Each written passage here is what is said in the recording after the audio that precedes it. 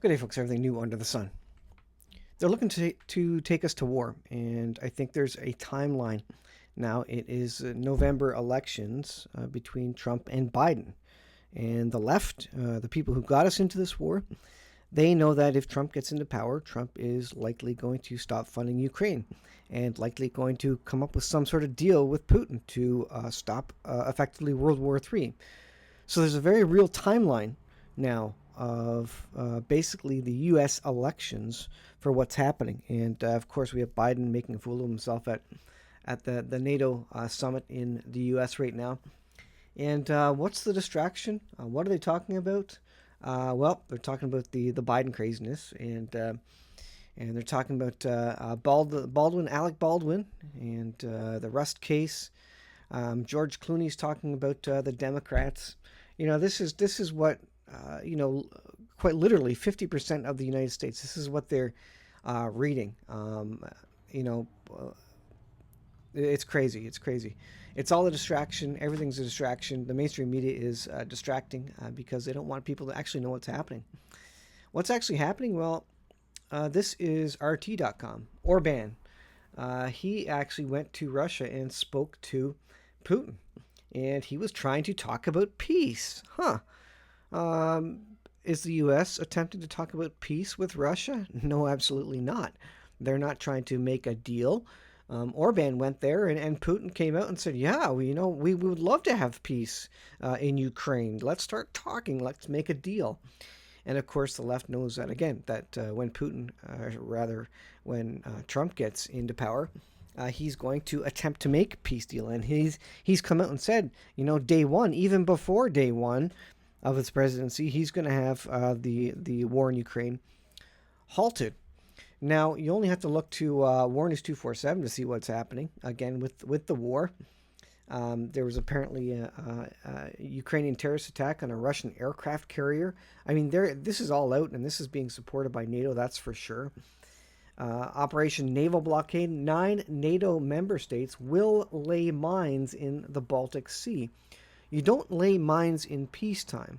Folks, we are in the middle of World War III. It's just that the mainstream media hasn't started telling the citizens of the NATO countries yet. We are absolutely at war.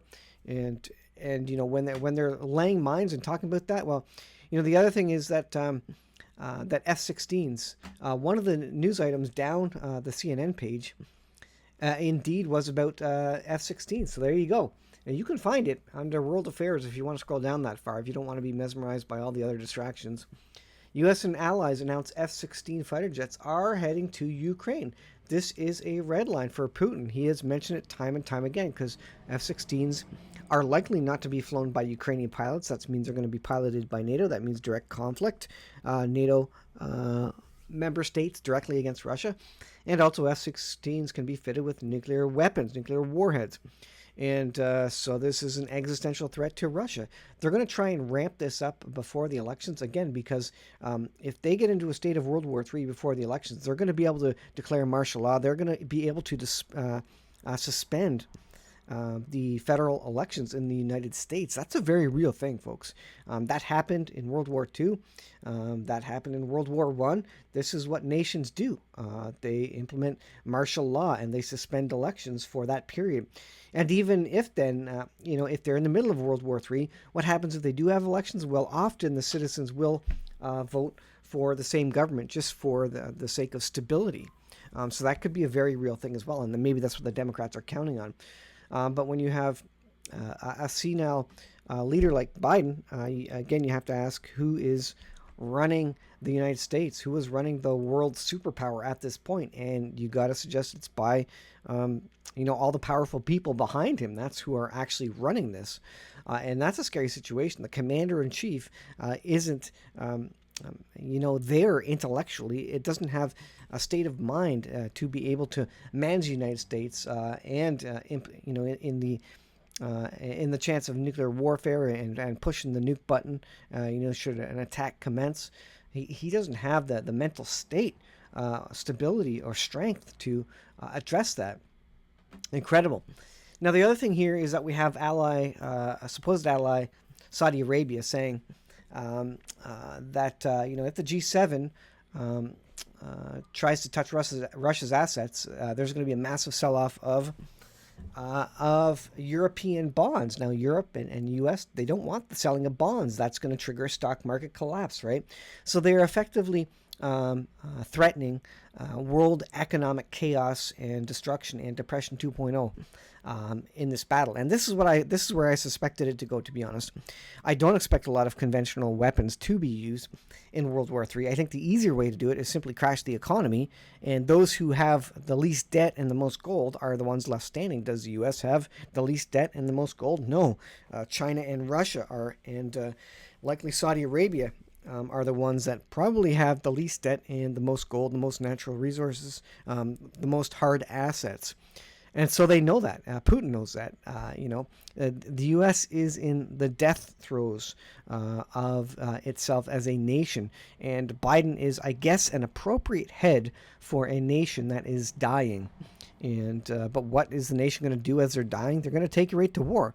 This is kind of confirmed by Biden, for no other reason than his pride. He's staying in power. He's going to stay in the race. And, he should step down right now just simply because of his old age. He knows he's getting slow. And for the good of the country, he should step down and let Kamala Harris or some other person take over. But he's taking the ship down.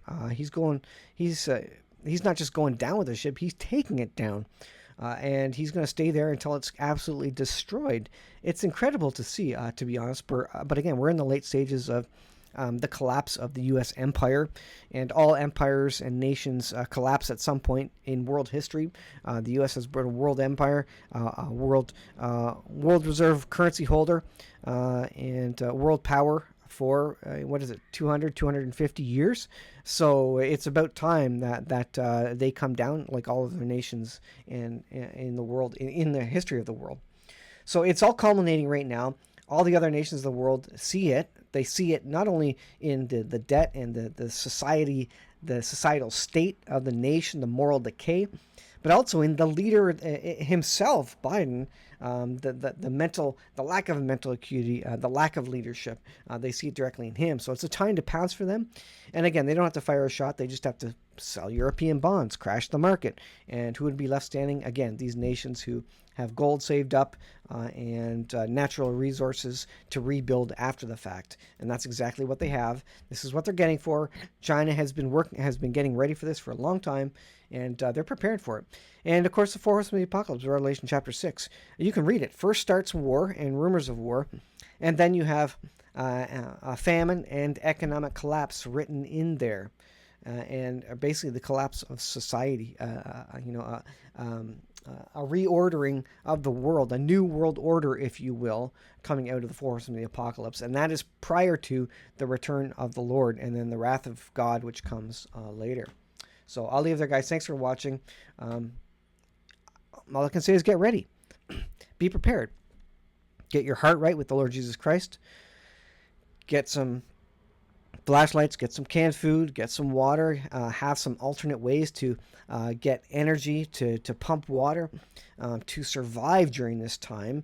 Get yourself out of debt, which is very hard, and I'm right from the horse's mouth. That's a struggle for me to get out of debt. We all have these $100,000 or more houses that we're in debt for, and when this thing goes sideways, we may be out in it living in a tent. Just get your mind wrapped around that idea and have the mental strength to deal with that and to get through it. Thanks for watching. Thanks for supporting the channel. If you're not subscribed, please subscribe and hit the thumbs up, and I appreciate that. We'll see you in the next video.